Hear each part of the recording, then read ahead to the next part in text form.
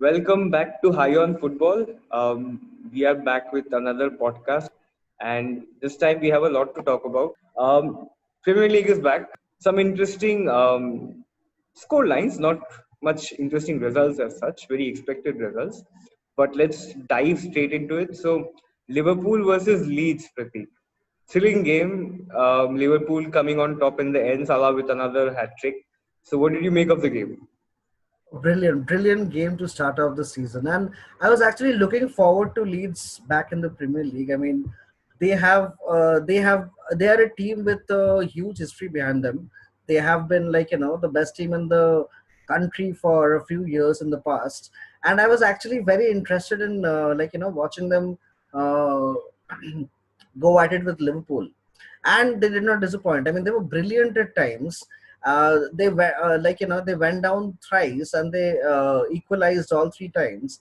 And by the end, I actually wanted them to win. I mean, when Salah got the last penalty at the 88th minute, it was almost like, no, no. I mean, come on, VR intervened. Not I this. mean, exactly.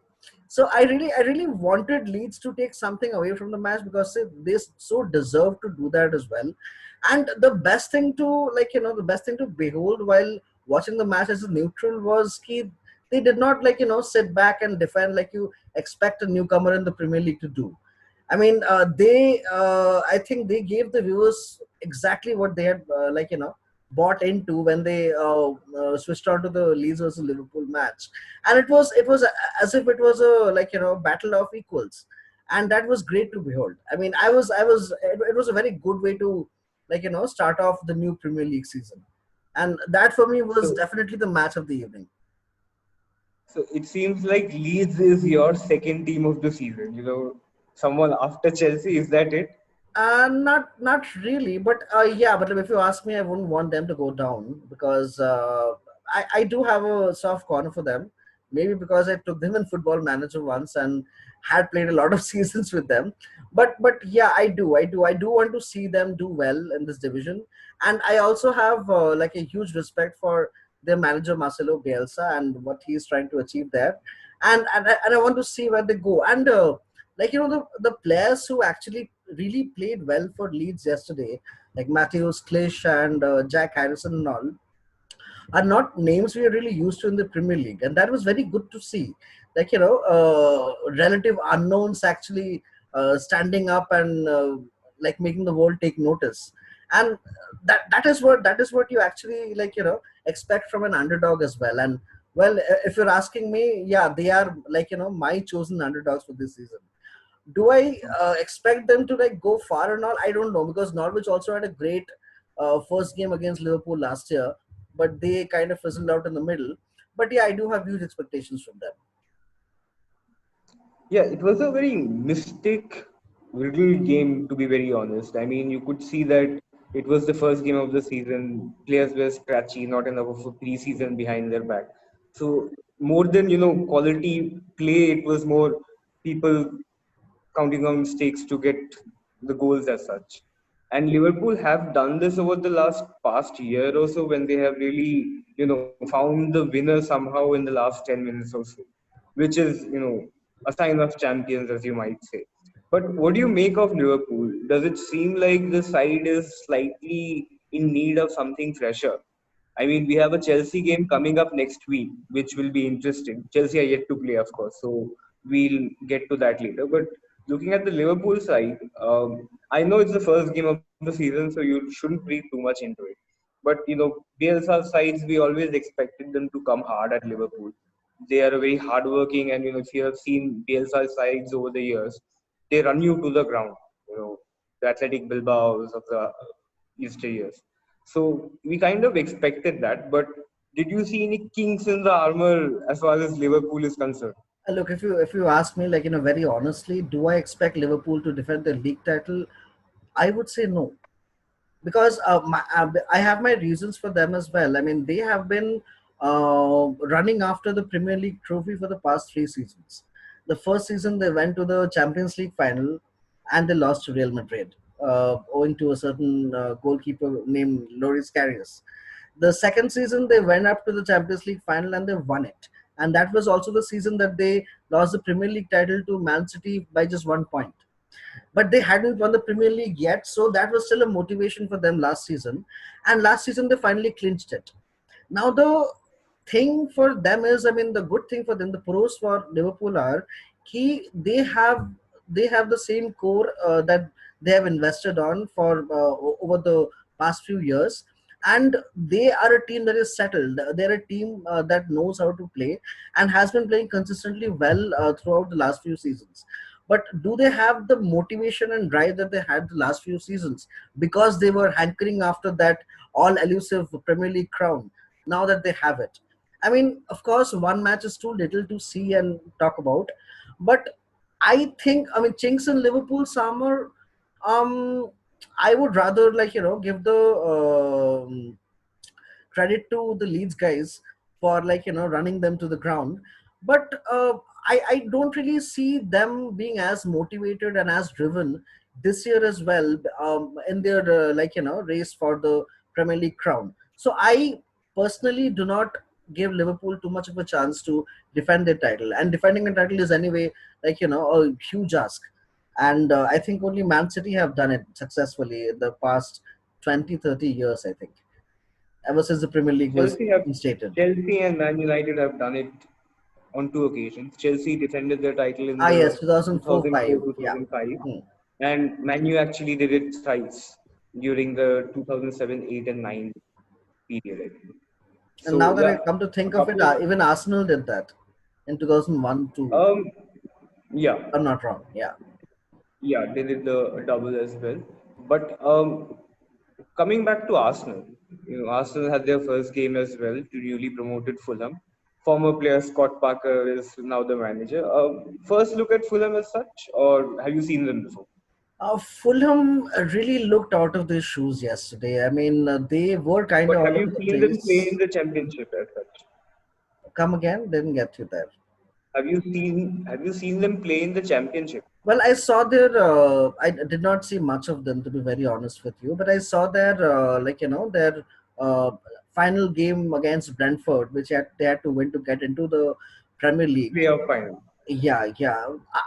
My thing about Fulham, like as I saw from yesterday, not from the championship, is I think they do lack players to help them compete in the league, and like yesterday's Arsenal versus Fulham match was a classic case of the big boys versus the newcomers, and Arsenal were all over them, within 20-30 minutes, and they dominated the match all through, and Fulham seemed to have no answer to what Arsenal were throwing their way.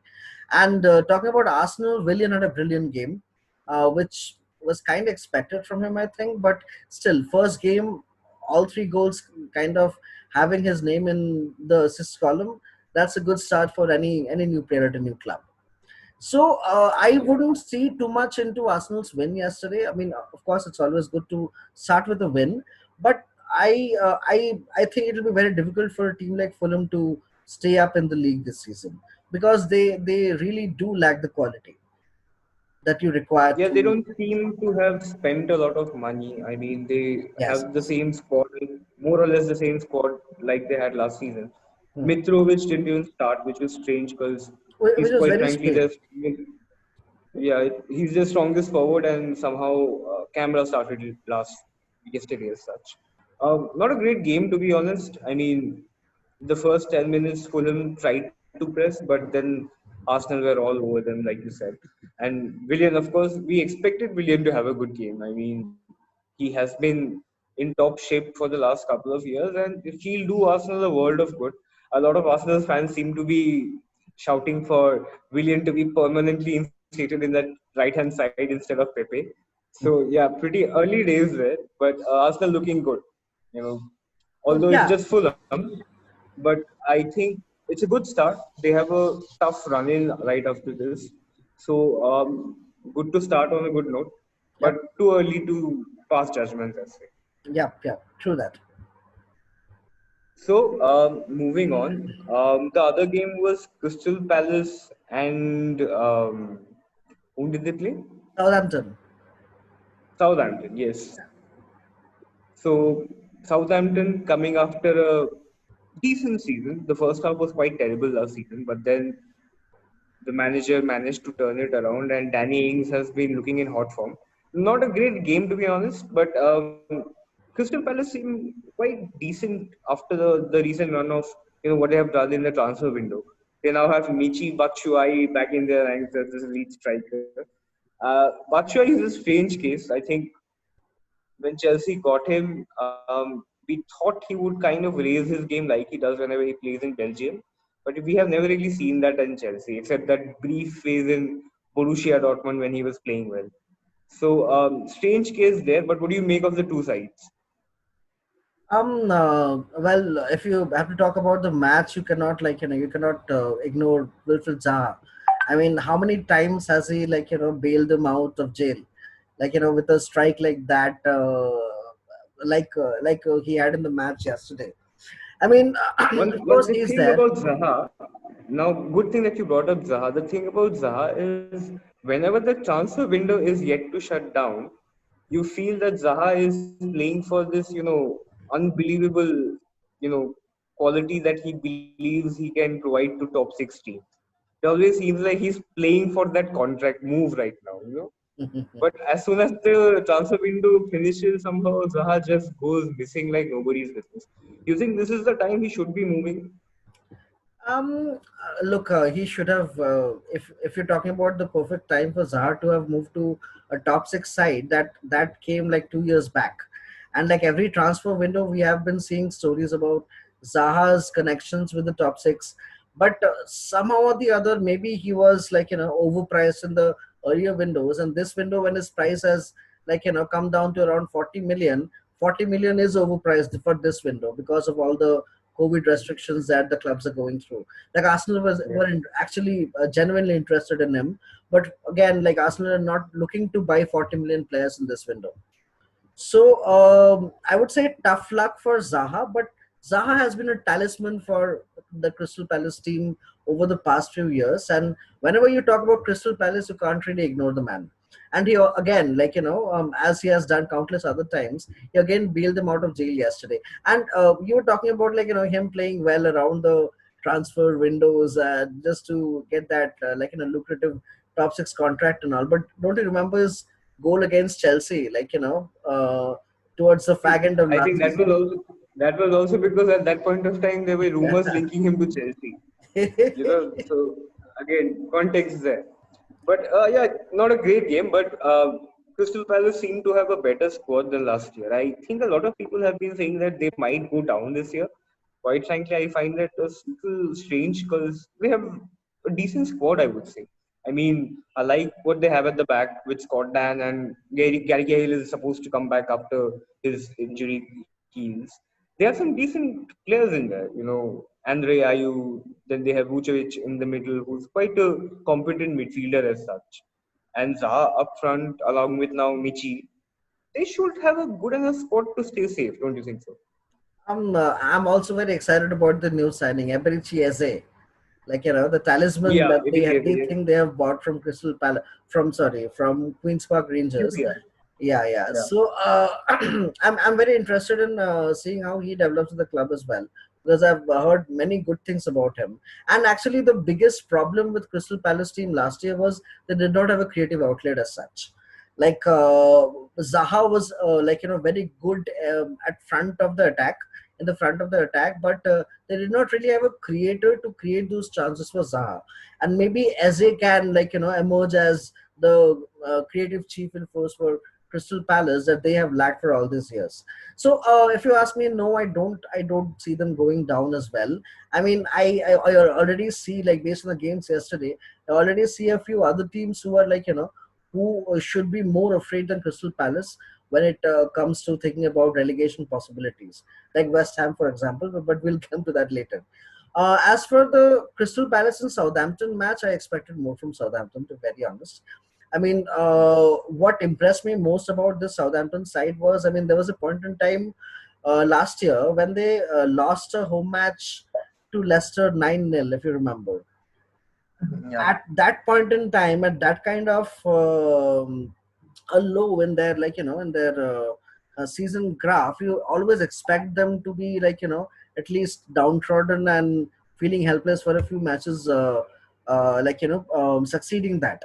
But they actually came back very well, and post the after the teams came back after the coronavirus lockdown, they were also very impressive to look at. So I was actually interested in like seeing how they perform, but I don't think it was one of their days yesterday. But I still expect them to come up with a few good performances against top sides this season.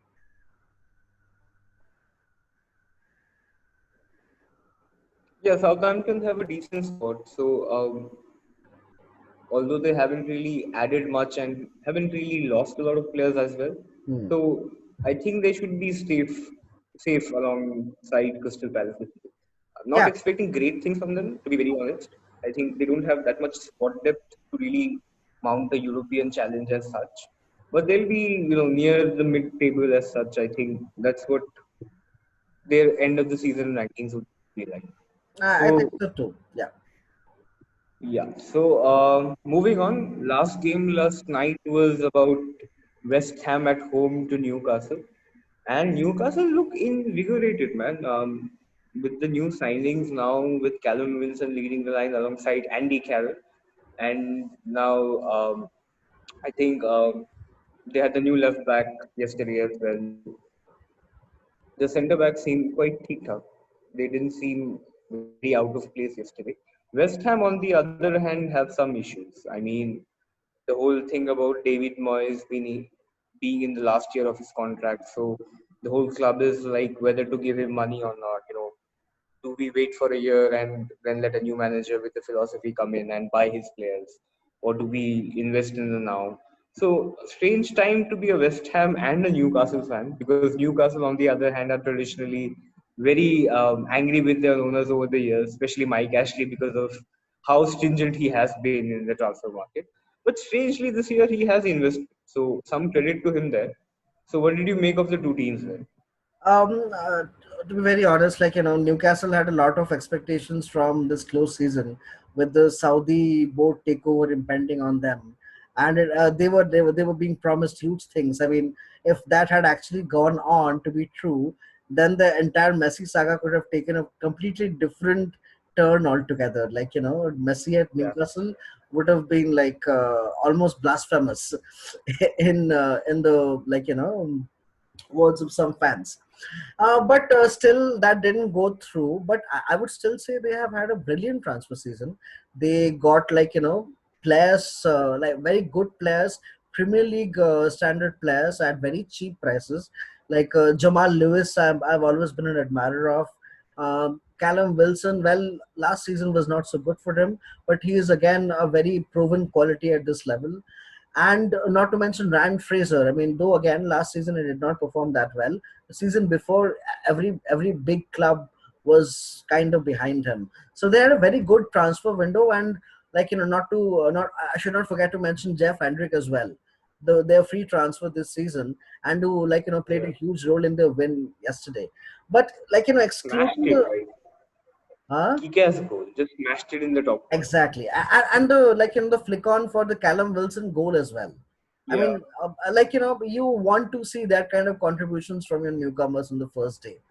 So it was very pleasing for the Newcastle supporters, and I would actually mention Andy Carroll here as well, because after a long time I've seen him perform as well as he did yesterday. I mean, him and Callum Wilson were the perfect the big man, little man kind of a strike partnership, which we have yeah. not seen Very old school.